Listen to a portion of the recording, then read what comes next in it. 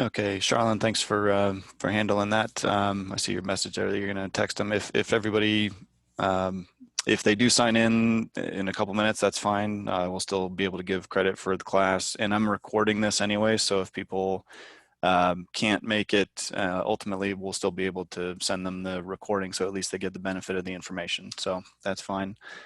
Um, I guess I'll just say good morning, everybody. Hope everyone's week is going well. Appreciate the chance to do this with you. Usually we do these classes in a live setting, but obviously this year is a little bit different, as I'm sure you can appreciate. So we're doing all of our classes on Zoom these days.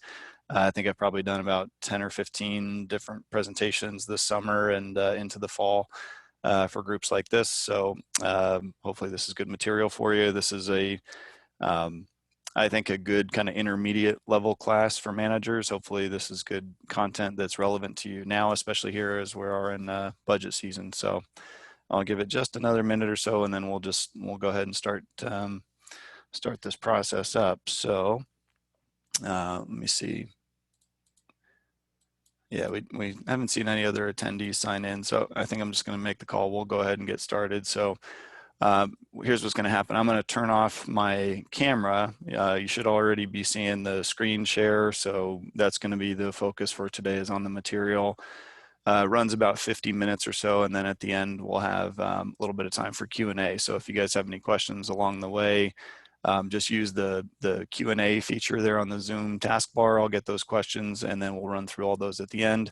Got a fairly small group, so we shouldn't have any trouble getting through any questions that you all have. So I'll go ahead and sign off my video, and then we will get this process started momentarily. So let me do that real quick.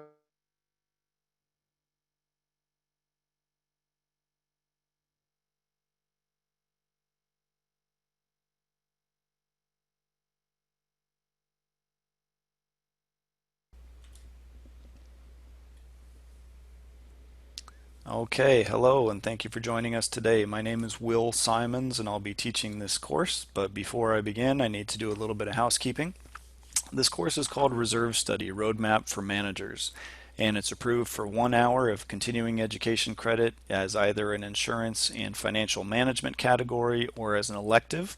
So for you managers out there, if you haven't already provided us with your first name, last name, and CAM license number, please be sure to do so. Otherwise, we won't be able to get you credit for today's class. With that said, I don't want to give the impression that this course is only for managers. Board members, committee members, and even homeowners will also learn a great deal about reserve budgeting and planning and come away better prepared to lead and serve their communities. Also, we'll be glad to provide copies of the slides for today's presentation, so please don't hesitate to ask if you'd like to receive a copy by email. Before I begin with the class, I'd like to take a moment to introduce myself and our company in a little more detail. As I said, my name is Will Simons. I'm the president of the Florida office for Association Reserves. I've been with the company since 2008, and I've spent most of my career in Florida, where we've had clients going back actually to the early 1990s. The RS after my name stands for Reserve Specialist, which is an industry-specific credential that is only awarded to people who have demonstrated their expertise and experience in preparing reserve studies. It's a designation awarded by the Community Associations Institute, or CAI, and there's actually only been a few hundred people to ever earn that credential over the last 20 plus years. I've lived in both condos and HOAs, and I spent about 6 years serving as the treasurer of my own community in South Florida, where I oversaw a budget of over $1 million. The reason I point that out is because I know what it's like to be on the other side of the table, having to work with volunteer board members and committees who are taking on the responsibility of managing their associations, which can represent hundreds of people and many millions of dollars worth of property value. So, who is Association Reserves? Very simply, our company is the oldest and largest reserve study provider in the United States. We've been in this business now since 1986, and we've completed tens of thousands of reserve studies for all different types of properties around the world. We've got offices from coast to coast and more credentialed reserve specialists on staff than any other company. The majority of the work that we do is for community associations, including all types of condos, HOAs, timeshares, and other residential communities. but we also have a great deal of experience with other property types, such as office buildings, hotels, resort properties, worship facilities, and more. One thing I always like to point out is that our only job as a company is preparing reserve studies. We are not an engineering firm or an accounting firm, but rather a specialized consulting firm focused on doing one thing really well, which is to guide our clients towards a successful financial future. The way that we do that is by preparing accurate and reliable reserve studies that help our clients to forecast and budget for major projects.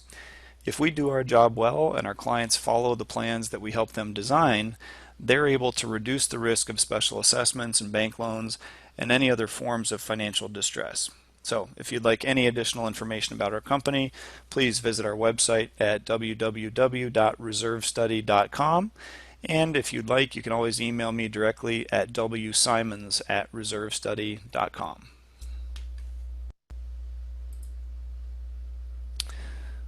Okay, before we begin, I just want to give you a brief outline or overview of what we'll be talking about today. This course is really divided into three main sections. The first section is going to focus more on the philosophy or the reasoning behind why it's important to have reserves at all. In other words, why is it not okay for an association to just pass a special assessment or go out and get a loan every time it needs to take on some big project? The next section we'll talk about is an important building block that will help us understand some of the metrics involved in reserve studies, and that's a topic called percent funded. Once we understand percent funded, we can then move into the heart of the course, which is a detailed overview of the two different reserve funding methodologies, which are known as the pooled method and the straight line method. So let's begin with this basic question. Why have reserves? Okay, so just to put this in perspective, I'd like to pose a hypothetical question to all of you out there. The question is this: what are reserves for? Why do associations collect reserves? And more specifically, is it for the here and now, or is it for the future? Okay, think about that for a moment. Before I give you the answer, oftentimes when I ask this question in a live setting, I ask everybody to give me a show of hands between those two choices. And most of the time, more hands go up for the future. But I think it's a critical point to make to explain that reserve funding is actually for the here and now. Let me explain. We think it's a misunderstanding to think of reserve funding as saving up for some future project. And the reason why that's not a great approach is that there is oftentimes a very good chance that the current owners that live in an association won't be there by the time that future project takes place. So it seems to make sense to them that they therefore should not be funding reserves towards some future project that they won't be around to benefit from. But I would encourage you to think of this in a different way. Instead, if you think of reserve funding as paying the current bill of deterioration that is happening in the present day, that I think is the more appropriate way to think of it. It's more like a pay-as-you-go model, right? So let me give you a quick example. Let's say that I buy a unit in a brand new condo building, and let's assume that the roof on the building has a 20-year lifespan. Now, if I live there for the first 15 years of that building's existence, I'm going to enjoy 15 years of use and value out of that roof, not to mention all of the other building components, the mechanical systems, the amenities, and so on.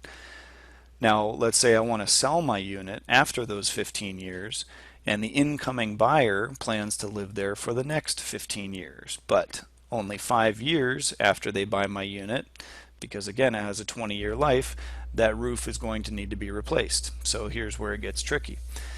If I had not been quote-unquote charged accordingly during the time I lived there, meaning I wasn't contributing towards the cost of the roof replacement through reserve funding, well, now then the new buyer is essentially going to get stuck with the full cost of the replacement project, right?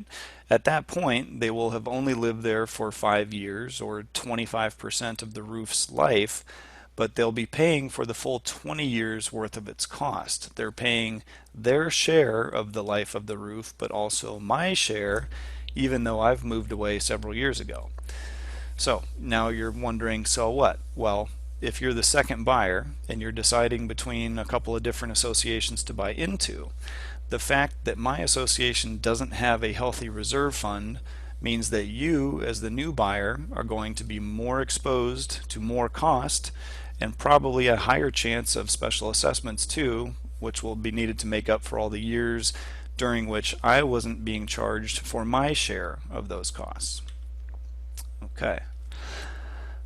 Switch gears for a moment. In our business, we talk about these 4 reserve rules. Again, this is answering the question, why have reserves in the first place? Well, first, these expenses are inevitable. There is no getting around the fact that your air conditioning system will need to be replaced, your elevators will need to be modernized, your roads will need to be repaved, and so on. Okay, number 2, the board is responsible. They are the ones entrusted with managing the community association on behalf of all the owners. Next up, when projects get delayed, they tend to get more expensive. And we see this all the time, especially in the case of things like roofs, concrete restoration, other types of exterior components. And then most importantly, homeowners are always going to be the ones who get stuck paying the bill, right? There's no Uncle Sam, there's no government bailout coming for community associations that have not been funding their reserves. Okay, so just as there are 4 rules for reserve planning, there are only these 4 options for how to eventually pay for your reserve components. All right, let's go through these one by one. So the first and best option is, of course, that you should have a healthy reserve fund. The second best option would be to pass special assessments when projects come along. Let me pause here for a moment. Should be pretty obvious that it's a bad situation when the second best option comes with a skull and crossbones warning on it. But if you've ever managed or even lived in a community association that has gone through these recurring special assessments, you know exactly what I mean. That's a toxic thing for any community to have to go through.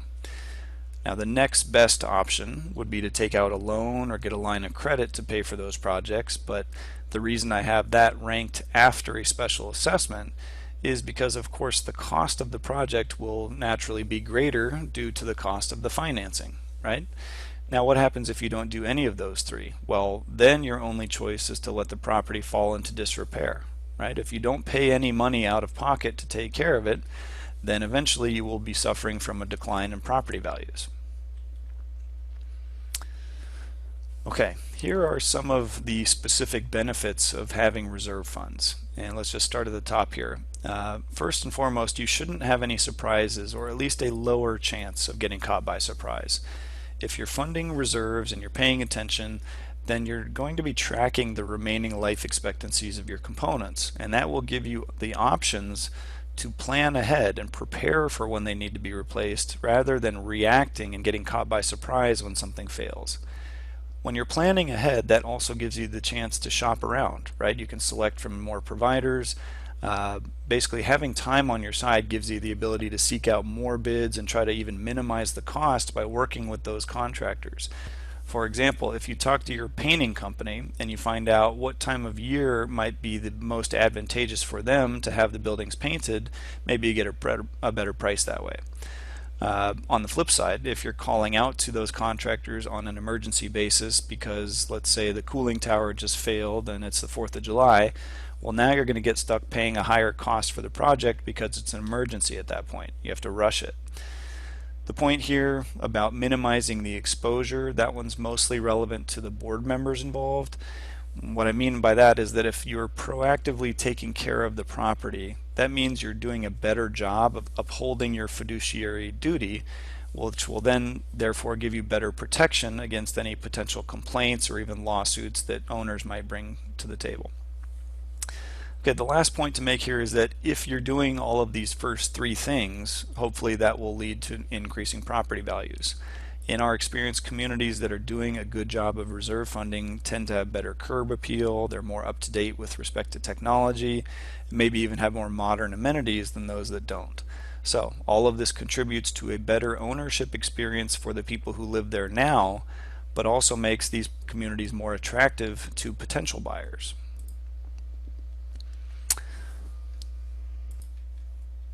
Of course, the opposites are true if you don't have a healthy reserve fund. You're going to be more exposed to surprises, which then lead to higher expenses, more liability exposure, and ultimately declining property values. the real issue that we see when communities get into this vicious cycle is that it becomes very, very difficult, more and more difficult over time to break out of it. Okay. So this brings us to the second portion of the class today, where we're going to talk about percent funded. And as I said at the beginning, percent funded is one of the most important concepts to understand because it gives us a reliable, consistent way to measure the strength of any association's reserve account at any point in time. Sometimes I describe percent funded as taking this snapshot in time, if you will, of financial strength because it helps to evaluate how well an association is doing with respect to reserve funding in the present day, even though many of its projects may not be coming due for many years. Fundamentally, percent funded is a way to measure risk, and what I mean specifically is the risk of financial problems such as special assessments and bank loans. The last point to make here is that percent funded is not fixed. Just because you may be 20% funded now does not mean that's the way it's always going to be. It will fluctuate in time based on your cash flow. So if you're contributing to your reserves in a healthy way, hopefully you'll see that percent funded is actually increasing over time, making the association better prepared to pay for those major components. One of the best ways that I've found to explain this concept is to use the analogy of a credit score. Okay, so we know this. We've all had credit reports pulled and we should all know what our credit scores are. To an outside party like a bank or a credit card company, your credit score is an indicator of what kind of risk you are. So in the same way, if you think of the reserve study itself like a credit report, but then you have to distill it down to one key result, one key metric, that would be percent funded.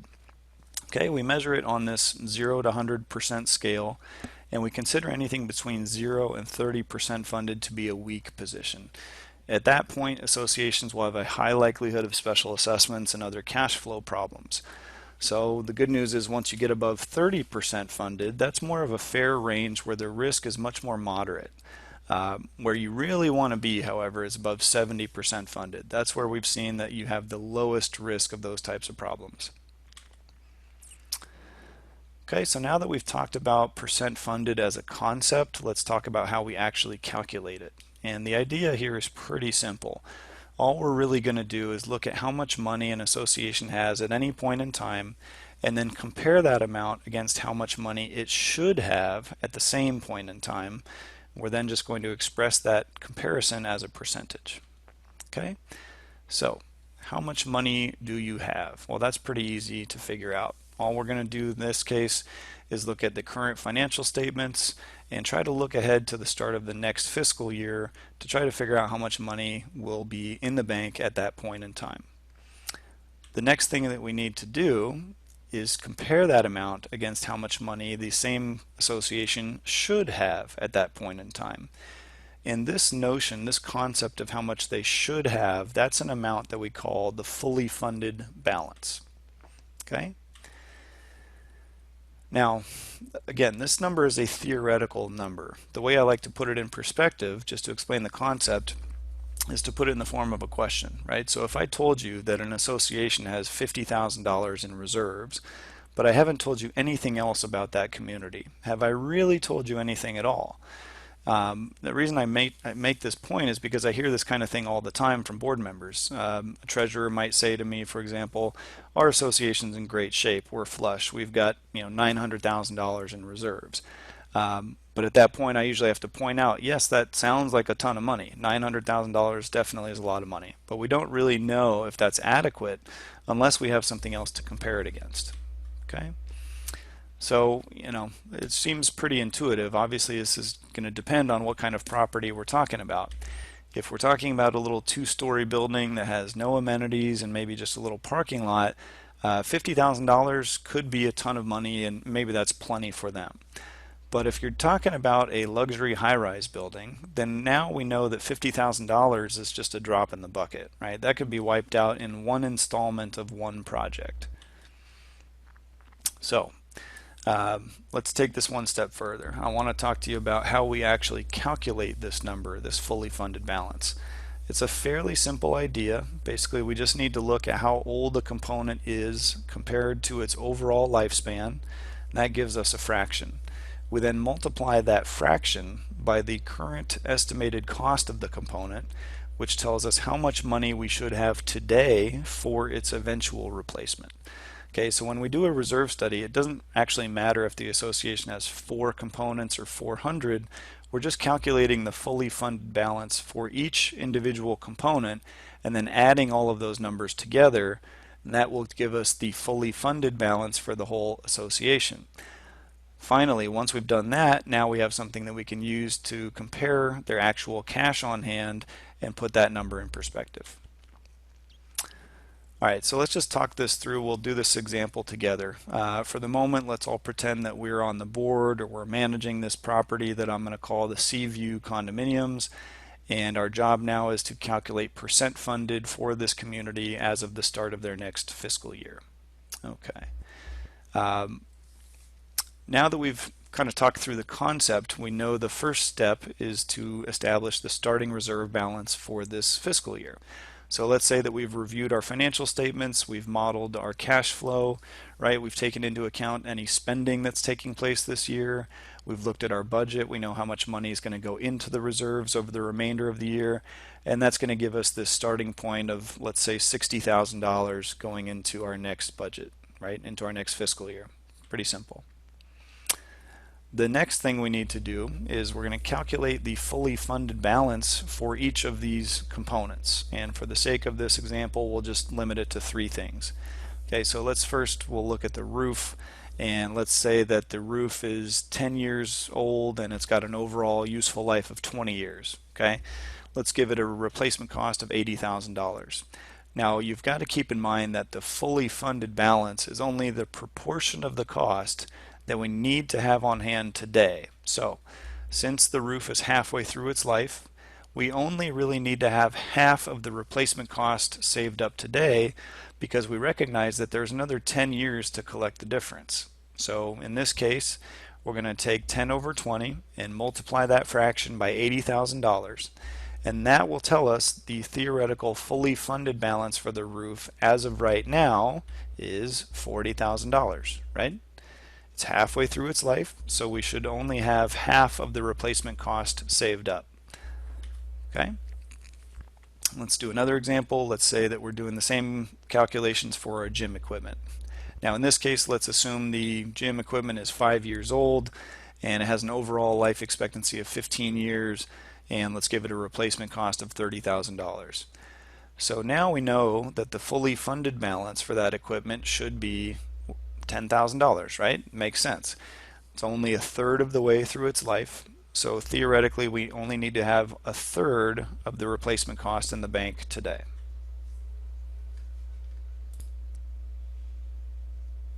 Alright, let's do one more. Let's say that we painted the hallways of the building 2 years ago and we want to do that every 8 years. Let's say the cost estimate is $100,000. We divide 2 by 8, so it's 1/4 or 25% of the way through its life expectancy.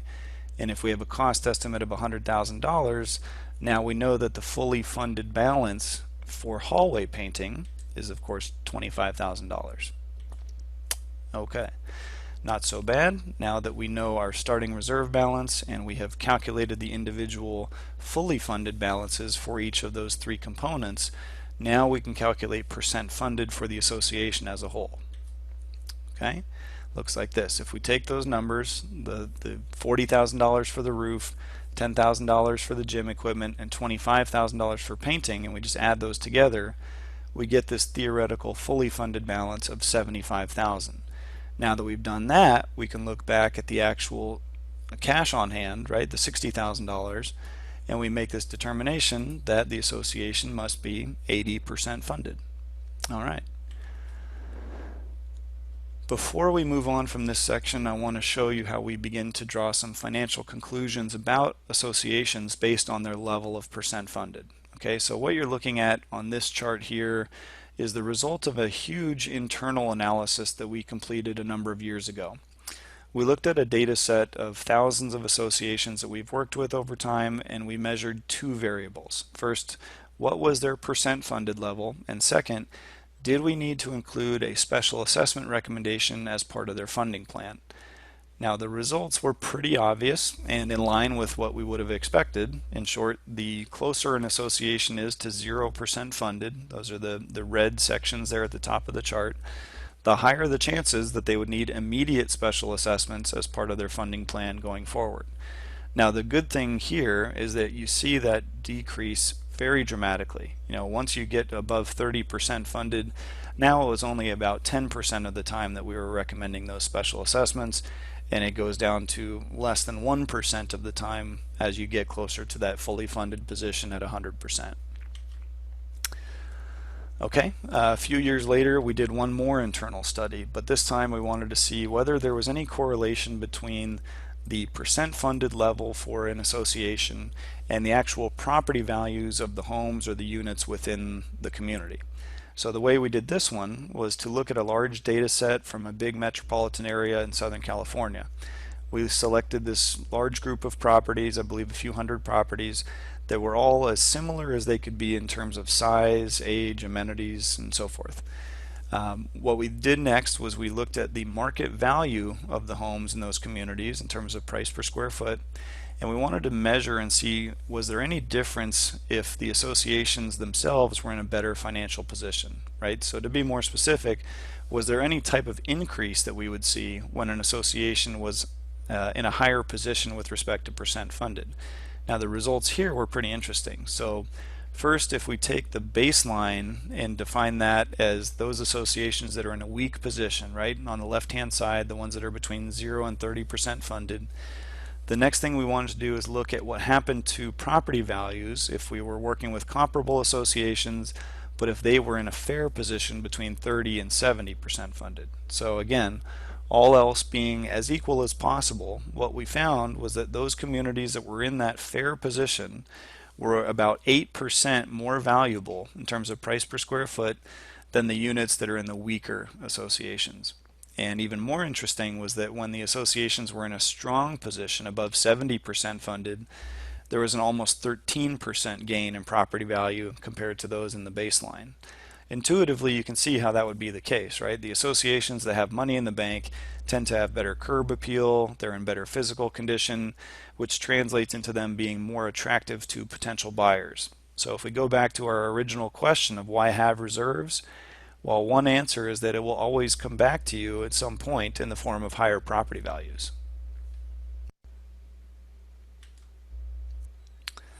Okay, now for the last portion of today's class, but maybe the most important part, at least for some of you guys out there, let's talk about the two ways that associations actually calculate reserve funding requirements as part of their budgets.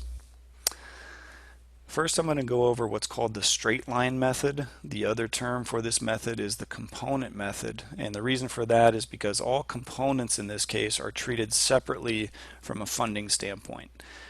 Personally, I think of this as sort of the old-fashioned way.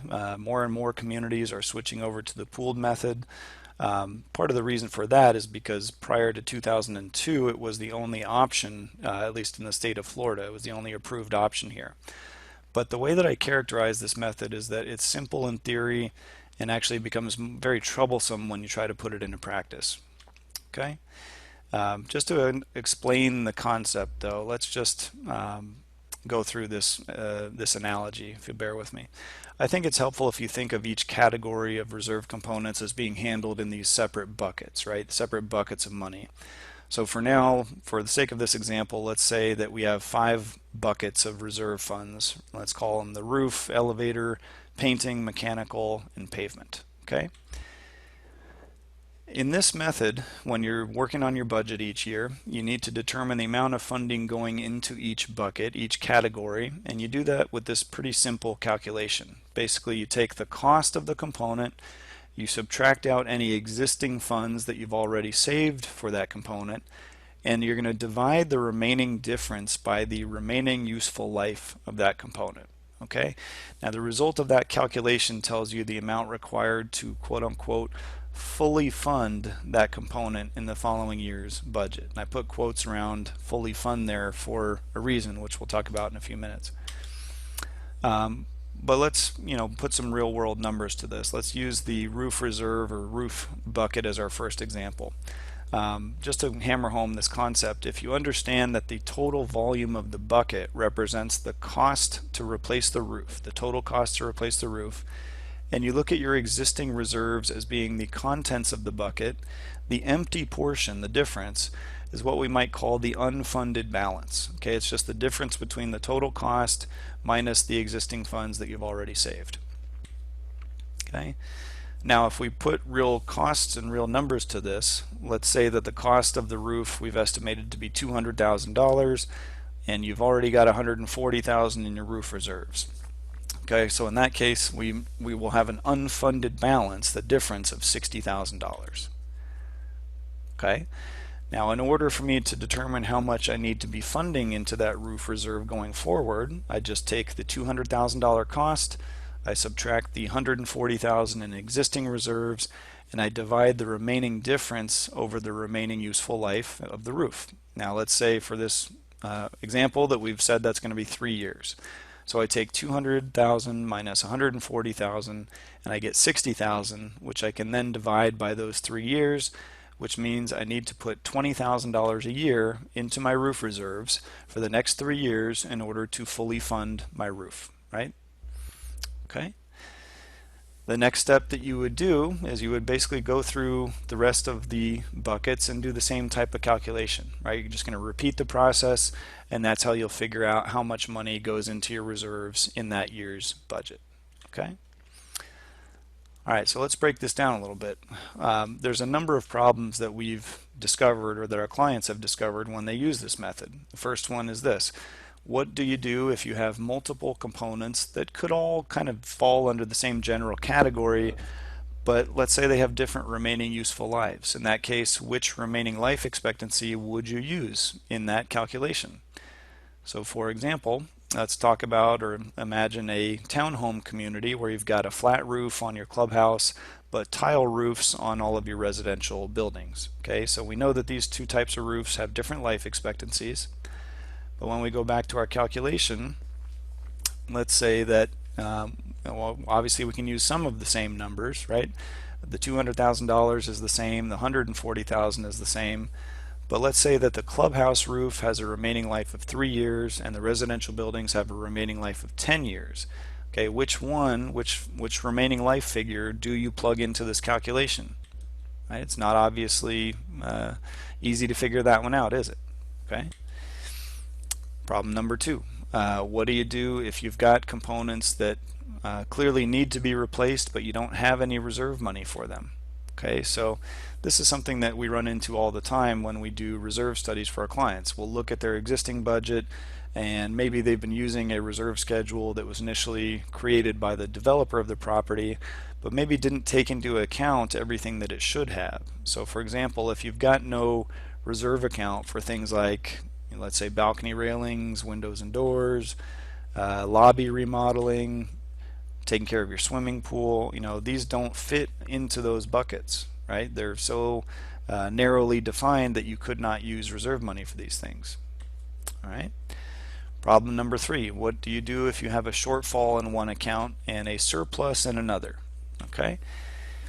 Now, this is what that might look like in reality. Let's say you've got a ton of money sitting in your pavement reserve fund, but a relatively low amount in your mechanical reserves. So if we look at any given property, we might have to ask ourselves what's more important and can we move money from one place to another if there's something that's more urgent. Obviously in Florida, something like a cooling tower replacement should be a higher priority than repaving the parking lot. It just makes sense, right? You can live for years with an ugly old parking lot, but you may not make it a couple of days without proper air conditioning, especially in the warmer times of the year. The problem is that in this case you can't just take money from your pavement reserves and spend it on your new cooling tower, right? In reality, you have to go get a vote of the owners to do that. Basically, when these accounts were set up, they were intended to be used for specific purposes, and to use money from one category to be spent on another is considered a non-scheduled use of those funds, and therefore has to be approved by a majority of the owners in the association. Now, ask yourselves, is it easy to get a majority vote to do anything in an association? In our experience, absolutely not. Not to mention, even if you do that, that has to happen every single time you want to move money from one place to another. Um, Even if you get the approval to do so, now you're just leaving the other account underfunded until some future date when you're going to likely have to move money back from some other account, some other bucket. So in reality, it's this constant cycle where you're borrowing from Peter to pay Paul. Just a couple more, some of the additional problems we find with this straight line method. Because the method only considers one fiscal year at a time, there's no way to account for any interest or inflation in the model. And definitely those play a huge role over long term. One of the other problems, there's no way to tell if the association is doing better or doing worse over time, right? There's no way to see is it trending up or trending down? Are you making progress or not? And probably the most relevant problem with the method is that because it's more conservative, it's more strict, it's not the most efficient use of the sum of all of the available reserve money. So in reality, that ends up costing the owners and the association more money out of pocket to fund it. And obviously that's something that most homeowners want to avoid. All right, the good news is that there's a better option. Okay, the pooled method, which is also known as the cash flow method, is, in our opinion, the better way to go. Just for a bit of background, this method has only been approved in Florida since 2002, but I can tell you also that because we're a national company, outside of Florida, this method is pretty much universal. In fact, I started my career with our company in Southern California, and I actually had to learn how to do the straight line method after I got to Florida because it's just simply not used anywhere else. So compared to the straight line method, to me, the pooled method is maybe more complex in theory, but much simpler when you actually have to use it to design a budget. Okay. The best way I've found to explain this method is to go back to that same bucket analogy that we used when we were talking about straight line, only now we're going to take all of those separate buckets of money that we talked about in the last few slides, and let's just imagine dumping all those into one big bathtub and swirling all the money around. Okay. Once we've done that, we've essentially removed the labels from any specific categories of reserve funds. Now all of the reserve money is collectively available for any component that's on the schedule, that's on the component list. In other words, there's no such thing anymore as a roof reserve dollar or a painting reserve dollar or an elevator dollar. It's all just reserve money, and you can spend it much more effectively and efficiently. All right, we're going to talk through the process of how you develop the reserve budget using the pooled method, but actually the very first step of the process is exactly the same as when you're using the straight line method. Okay, the foundation of any good reserve plan, no matter what method you're choosing, is to have an accurate component list. It does not matter which financial method you're using if the underlying data is not reliable. So once you've got that list of components and all of the life expectancies and costs that go with them, the thing you can do next is look forward and design a timeline of expenses. Okay. Most reserve studies will include something like this 30-year forecast. And during this forecast, that's when we can show what approximate amounts are going to be spent in any given fiscal year. Now, of course, that's going to be driven by the underlying component list, the timeline of your repeating expenses, which comes from their life expectancies and remaining life expectancies.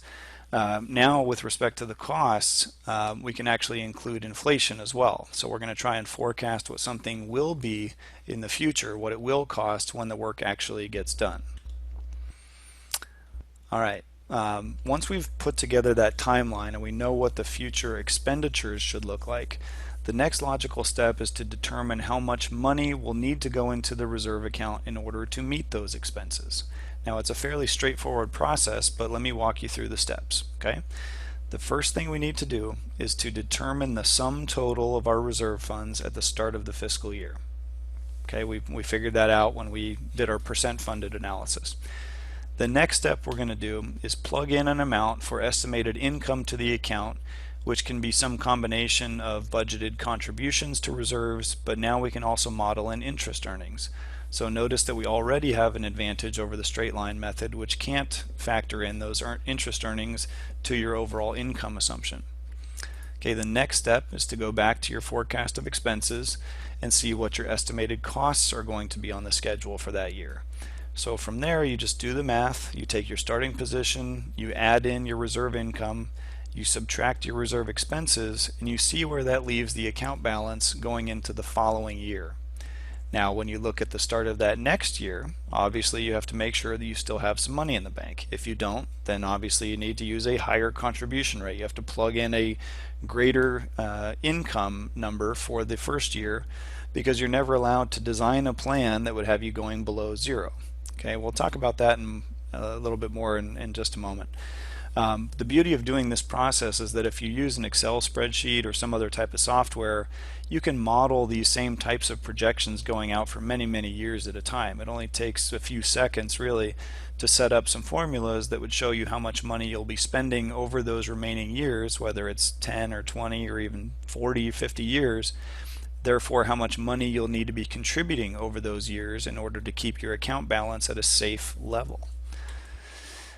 Okay, now that leads me to a very important point. Okay, there are definitely differences of opinion over what is considered to be a safe level. All right, basically there are three possible funding objectives, which are called full funding, threshold funding, and baseline funding. So we'll break each one of those down in that order.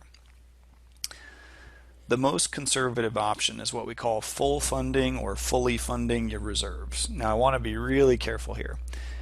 When I use the term full funding in the context of a pooled reserve account, I'm using the definition that comes from National Reserve Study standards. That definition states that full funding is, quote, setting the objective to attain and maintain your reserves at or near 100% funded. Again, this is why it's so important to understand that concept of percent funded that we talked about earlier. Okay, if you look at this table here, this is a real-world example of what full funding looks like in this context. Now, if you start at the top left corner of the table, the first column on the left, that shows all the 30 years of the financial plan from top to bottom. And if we move from left to right, you'll see different numbers corresponding to each fiscal year. You've got your starting reserve balance, your fully funded reserve balance as of that year, which we then use to calculate percent funded. Okay, now that we know what different levels of percent funded mean in terms of risk, we can make a determination whether that's a low, medium, or high risk position. Is that weak, fair, or strong to be at that position? Moving to the right, the next column over is the reserve contributions for that fiscal year. Okay, we then have a column showing the annual percentage increase in contributions over the prior year. How much did those contributions go up from one budget to the next? Next up, you've got a column where you show if there's any need for any loans or special assessments, and then we show any projected interest income for that year. Finally, the farthest column to the right, you have the projected reserve expenses for that year. Okay, now with the benefit of a nice spreadsheet like this, we can start to do some math pretty easily. If you just look at the first year in this example, okay, we have a starting reserve balance of 2.1 million, which we then compare against our theoretical fully funded balance for the same year, which is a little over 2.5 million. Okay, now because we know what that means now, the association of course has this starting position of 83.8% funded. Our next step is to design a plan, because we're fully funding, to attain and maintain a position of being 100% funded. Okay. Now it's very important to understand that the reserve expenses on the farthest right column, those are fixed. Okay, and if we know that our starting point is 83.8% funded, we have to make sure that the contributions we're putting into reserves in this plan will be enough to not only cover the expenses, but also start to increase the reserve balance relative to the fully funded balance, which now you know will increase percent funded. Okay, this chart here is the exact same data, just portrayed in a different way. Okay, here we're looking at this series of green dots, and those dots represent percent funded over time, and what you see here is that nice gradual increase. This is what fully funding looks like, because remember here, the goal is to become 100% funded over time, to attain and maintain that position. Okay, the next possible objective when you're designing a reserve funding plan is to set a goal based on what is called threshold funding. So essentially you pick a target and then you design your funding plan accordingly. So for example, you could say instead of becoming 100% funded, right, we just want to become 70% funded. Another way you could go about it is you could say we want to make sure that we never drop below $1 million in our pooled reserve fund. One of the problems with this approach is that it's obviously a lot more subjective. For example, let's say that in one fiscal year you have one board that says they want the threshold to be 50% funded, and then the next year you've got a different board in place and they decide they want it to be 20% funded. Well, obviously that's going to have a huge effect on the amount of funding required to achieve either of those two goals, right? Let's look at it this way. Going back to our same chart, okay, this is the same starting point that we saw in our full funding example, again starting at 83.8% funded, and we're using the same forecasted expenses. Remember, those don't change no matter which objective you're using. The only thing that changes is the amount of funding required to hit a certain objective. So in this case, we designed that objective to be a threshold funding goal of 70% funded. Now, if you look in that percent funded column, okay, the fourth one from the left, right here, you'll see that even though you're starting in the same position of 83.8% funded, that number actually decreases over time. Okay, it gets down to a point near the end where it's actually dropped down to that threshold of about 70% funded. Now at that point, this association would still be in a low risk position, but as we know from those earlier examples, the lower your percent funded, the higher the likelihood of financial problems. And what's interesting here is if you look really closely, if you were to compare this side by side with the full funding example, you'll actually see that the required contributions to meet this objective are lower than the ones in the full funding example, but really not by that much. Okay, and obviously this would be a case where this association is trending downward. They're actually getting weaker over time. Okay, again, same starting point here, but graphically we're looking at this kind of bouncing along, you know, between 80 getting down to that 70% mark over time. Okay. All right, let's talk about our last option on the table here, which is called baseline funding. And this is certainly the riskiest option.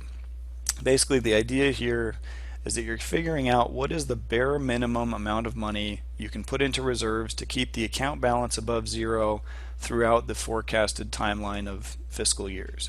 Okay, again, we have to assume the same level of expenses no matter the objective, but in this case you're essentially solving for a number that just barely allows you to meet those expenses. Now, here's the big problem with this objective, in my opinion. The state of Florida in statutes and civil code has made the determination that baseline funding can be considered, I'm going to use their term, quote, sufficient funds. Okay. In fact, the DBPR has a manual that they publish, which is a guide for managers and board members, which explains how to design a pooled funding calculation. In the example that they use in the manual, the association that they're talking about gets to a point where they only have $4 in their reserve account, and the state in this case says that is sufficient. Now, let me stop and ask you a rhetorical question. Does anybody out there, board member, manager, do you think that it's ever a good idea for any association to have only $4 in its reserve account? Would you ever say that that's sufficient? Okay, we certainly don't think so. I hope you guys recognize that's a very dangerous approach to take. Obviously, if you're just doing the bare minimum, it only takes one problem to blow up your plan. That could be some project happening a little earlier than you thought or costing a little bit more than you thought. But the point is that if you're trying to thread the needle that closely, you have no margin for error. And so therefore the chances you'll need to pass special assessments or go get loans are going to be much, much higher. And again, if one of the main reasons to fund reserves in the first place is to try and prevent that from happening, then why would you ever think that this is a reasonable strategy? Okay, this is the actual language that's published in the Florida legislation with respect to pooled funding.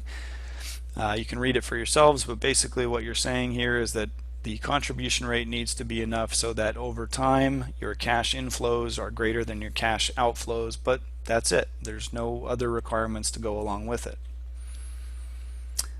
Now, if we go back to our table again, this is what a baseline funding plan might look like. Just like before, we have the same starting position and the same expenses, but in this case, we're figuring out how much of a contribution rate is required to only meet the expenses and keep the starting reserve balance above zero.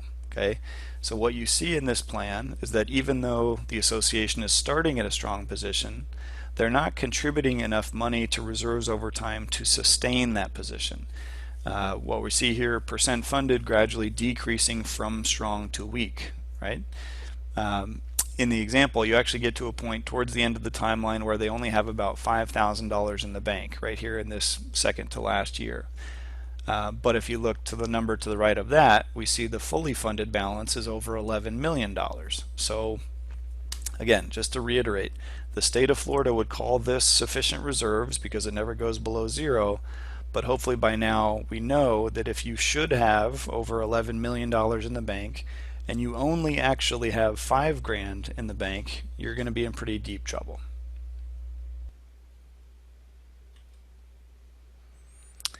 Okay, no surprises here. You guys get the idea by now, right? They're starting at this strong position, but they're only doing the bare minimum required to keep the account balance positive. So percent funded is decreasing all along the way. In this situation, this is an example where the association is very clearly digging themselves into a financial hole that's going to be very, very difficult for them to climb out of. Okay, one of the most common questions that I get when I give this presentation is if we are using the straight line method now, but we're interested to convert over, to switch over to the pooled method, how do we go about doing that? So I put together this slide to just kind of talk about that process. First and foremost, a board can create a new pooled reserve account all by itself. So for example, the board can say, look, as of this next year, this upcoming fiscal year, all of our new incoming reserve contributions, those are going to go into our new pooled reserve fund. That itself does not require any ownership vote. However, if the board wants to move money from the existing straight line accounts, the old accounts, into the new pooled fund, then that requires the owners to vote and approve that. It's basically the same idea as when you move funds from one reserve account to another. It's considered a non-scheduled use of those reserve funds. So the same voting process is required as if you were moving money from your painting reserve to your elevator reserve. Okay. Now the good news is that that's a one-time process. It's not like you have to do that vote every year when you adopt your budget. Last point to make here, I highly recommend that you involve your association's CPA in this process. Sometimes it might even be good to talk to your attorney just to make sure you're going through everything correctly. Of course, if you've got a reserve study provider that you're working with, that can be very helpful as well.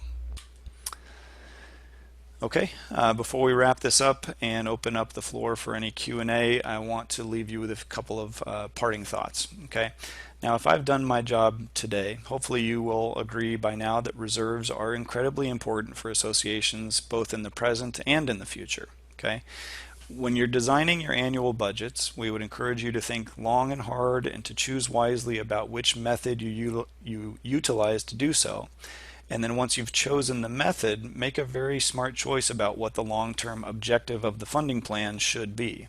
And you always want to remember that when you're crafting those annual budgets, the goal of the plan should never be to just keep the dues low and keep your membership happy, right? As leaders in this industry, whether you're a reserve specialist, a property manager, or a board member serving your community, it's our responsibility to educate the people that we represent and to help them all to make wise financial decisions. Okay, thank you very much.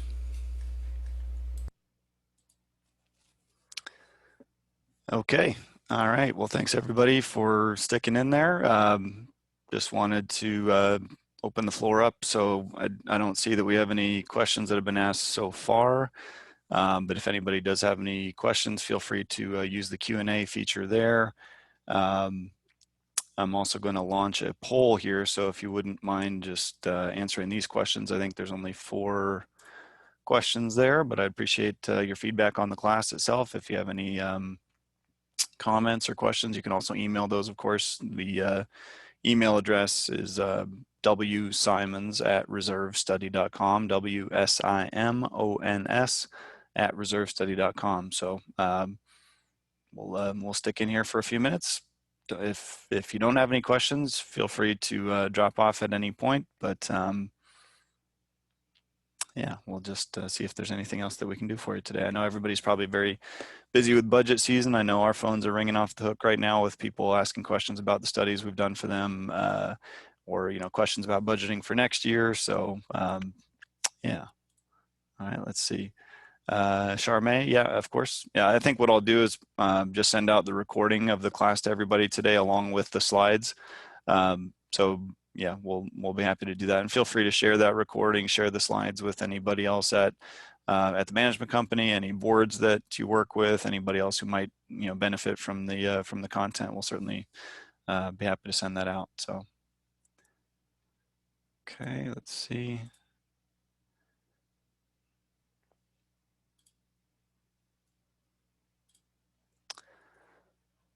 Okay, thank you for the poll responses. Looks like we've got 3 out of 5 have finished the poll. Appreciate that. Okay. I'll leave that up for just another minute or two. Don't know if you guys have any other questions. I guess while I've got your attention, I'll just say if you have any associations that are interested in a reserve study, there is still time to do it this fall. We can do a rush turnaround in some cases as quickly as 2 weeks to get that back to you in time for your 2021 budget. If it's too late in the year, we also have a promotion that we do in the first quarter of each year. We call it our Smart Start program, which is basically a 10% discount on our fees for the reserve study as long as we start between January and March. That's typically our slow season, and so we started doing that a number of years ago, and a lot of communities have taken advantage of that. So the nice thing for you guys as managers is you get your reserve study done very early in the year. There's plenty of time to review it, to ask any questions, to just make sure everybody fully understands the content there, and it's just one less thing to worry about at budget season. So if you want to get any proposals for any of your communities, you can request those straight through our website. That is at reservestudy.com. Right there on the home page, there's a button that says request a proposal. So if you click that, that'll kind of walk you through the steps of what we need to get that out. So Gina, thank you very much. Appreciate it. You were actually the one who initiated this whole thing, so I appreciate that. Thanks for helping us get in touch with Charlene and helping put this together. So appreciate you very much. Okay. All right. Well, I think I guess that's it for now. I don't see any other questions coming in, so we'll wrap it up. But thanks everybody. Hope you're having a great week. And if there's anything else that we can do for you in the future, don't hesitate to reach out anytime. So I'll sign us out, and best wishes. Thanks so much. Take care.